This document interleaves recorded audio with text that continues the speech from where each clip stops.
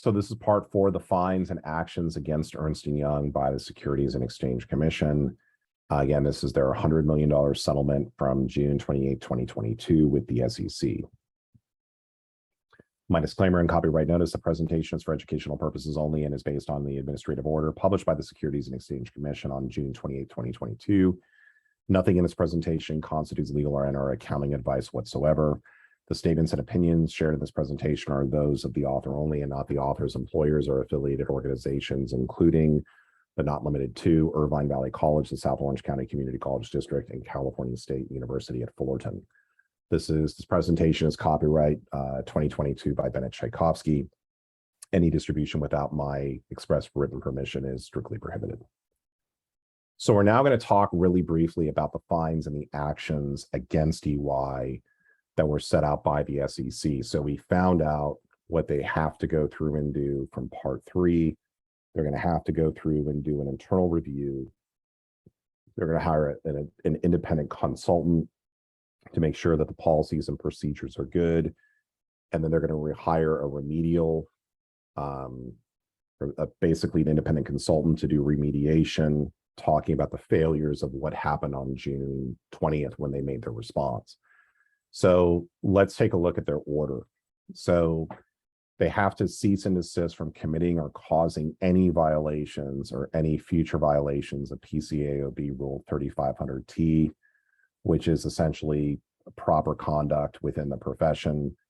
EY is censured. Okay, what that, let's look at what that means. So thank you, Google. What does it mean to be censured by the SEC? Less severe than an expulsion.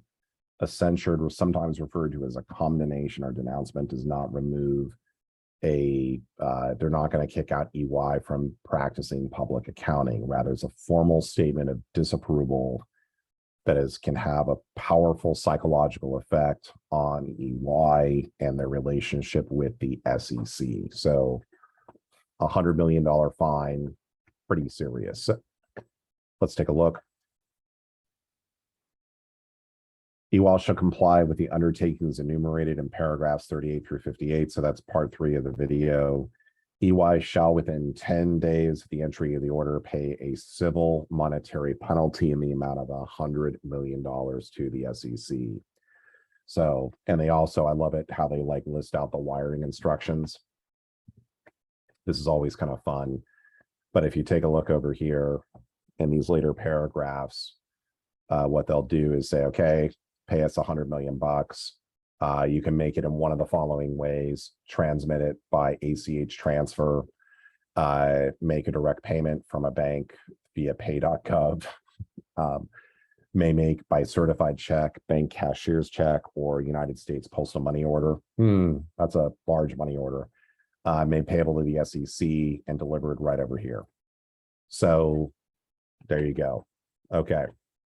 Now, what's interesting about this order is that they will be treated as monies paid to the government for all purposes, including all tax purposes, meaning that they're not going to be deductible. To preserve the deferred effect of the civil penalty, respondent agrees that in any related investor action, it shall not argue that it's entitled or to benefit by an offset or reduction of an award for compensatory damages because they paid the $100 million.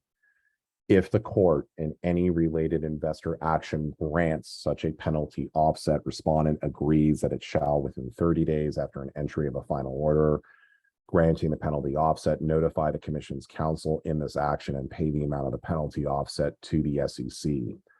Such a payment shall not be deemed an additional civil penalty and shall not be deemed to change the amount of the civil penalty imposed in this proceeding. So I believe what this really means is that if there is a penalty offset, they're going to have to go through and pay that penalty offset to the SEC. So say, for example, there was a $40 million judgment against EY. I'm making these numbers up. And they said, well, it's 40 million, but you only have to pay 10 because you already paid out 100 million. That $30 million difference is going to have to be paid to the SEC. So not fun. But in any event, I know this video was brief, but I want to thank you for watching this video here today. Appreciate you liking and subscribing to the channel.